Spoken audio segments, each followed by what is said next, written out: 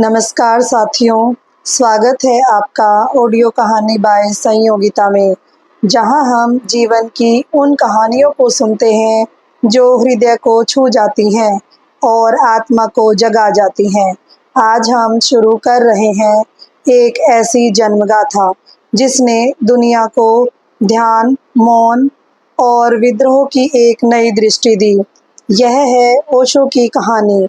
आज आप सुनेंगे उनके बचपन की संपूर्ण यात्रा, जिसमें छिपे हैं एक अद्भुत नानी के प्रेम और स्वच्छंदता भरे दिन, एक रहस्यमयी सांप और मृत्यु का आमना सामना, और एक मौन शमशान और प्रश्नों से भरा आत्म खोज का आरंभ। तो चलिए डूबते हैं उस बचपन में जो साधारण था ही नहीं, बल्कि आध्यात्मिक क्रांति का पहला बीज था। भाग एक, ओशो का बचपन, नानी, सांप और मृत्यु की मौन खोज। नानी की गोद में बीता प्रारंभिक बचपन। ओशो के जन्म के कुछ ही समय बाद उनके माता पिता ने ननिहाल में उन्हें भेज दिया, क्योंकि उनकी माँ की तबीयत काफ़ी खराब रहती थी और घर में बहुत से छोटे बच्चे थे। कुचवाड़ा गांव से लगभग कुछ मील दूर उनका ननिहाल था, जहां उनकी नानी, माता महीनी और नाना रहते थे। नाना थोड़े सख्त, पर नानी थी प्रेम की प्रतिमा। नानी ने उन्हें पूरे स्वच्छंद प्रेम और स्वतंत्रता से पाला।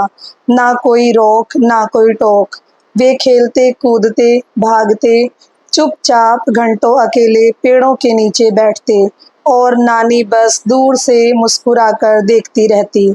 ओशो बाद में कहते हैं, अगर मुझे जीवन में कोई पहला प्रेम, पहली स्वतंत्रता और पहला मौन मिला, तो वो मेरी नानी की गोद थी। 5 साल की उम्र तक ओशो अपने ननिहाल में ही रहे। वहीं उन्होंने पहली बार प्रकृति को निकटता से देखा, मौन को महसूस किया और मृत्यु को समझना शुरू किया। सांप का रहस्यमय अनुभव। एक दिन की बात है, ओशो नानी के घर के पास बगीचे में दोपहर को अकेले खेल रहे थे। आसमान से धूप छन कर आ रही थी, चारों ओर चुप्पी थी। अचानक एक बड़ा सा काला नाग उनके सामने आकर बैठ गया, एकदम पास। न रजनीश हिले, ना नाग। लगभग आधा घंटा दोनों आमने सामने रहे। ना कोई भय, ना कोई चीख, बस मौन। नाग धीरे धीरे फन उठाकर चला गया। जब नानी दौड़ी आई तो देखा कि रजनीश शांत बैठे हैं, जैसे कुछ गहराई से अनुभव कर रहे हों।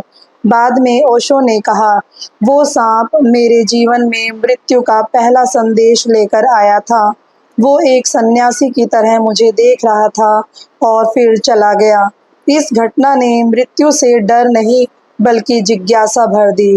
वे कहते, उस दिन पहली बार मुझे लगा जीवन के पीछे कोई रहस्य है और मुझे उसे जानना है।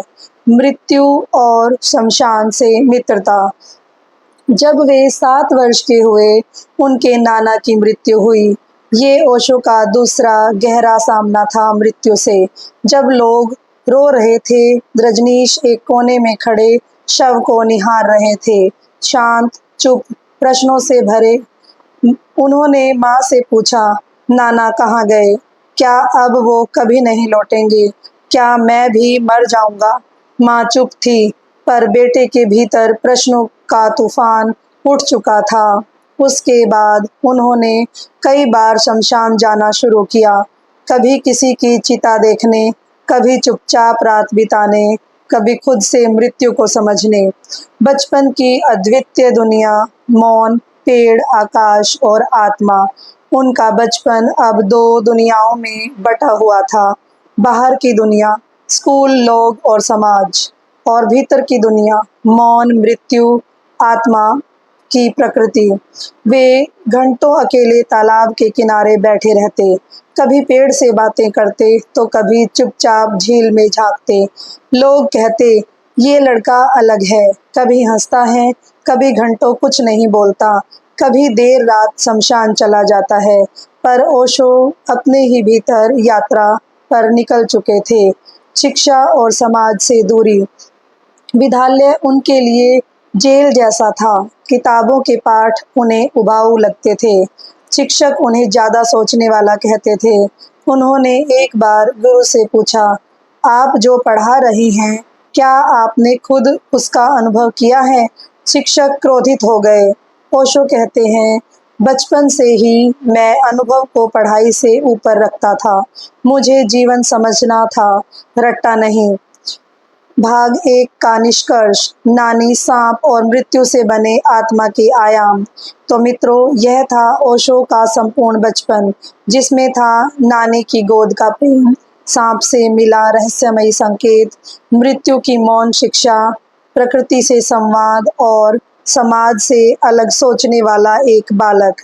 यही सब मिलकर बना वो आधार जिसने आगे चलकर एक महान गुरु, एक विद्रोही आत्मा और एक विश्व चेतना का दीप जन्मा दिया। प्रिय श्रोताओं, अगर आपको ओशो के बचपन की यह संपूर्ण गाथा पसंद आई तो कृपया इस वीडियो को लाइक करें, अपने विचार कमेंट में ज़रूर साझा करें और ऐसे ही प्रेरणादायक और गूढ़ जीवन कथाओं के लिए हमारे चैनल ऑडियो कहानी बाय संयोगिता को सब्सक्राइब करना ना भूलें। बेल आइकन दबाएं ताकि अगली कड़ी की घंटी सबसे पहले आप तक पहुंचे। अगले भाग में जानिए कैसे किशोर ओशो ने प्रेम, विद्रोह और ध्यान की राह पकड़ी और कैसे स्कूल और कॉलेज में उनके प्रश्नों ने सबको चौंका दिया। मिलते हैं अगली कड़ी में, तब तक मौन को सुनिए, भीतर झांकिए और मृत्यु को जीवन का हिस्सा समझना शुरू कीजिए। धन्यवाद।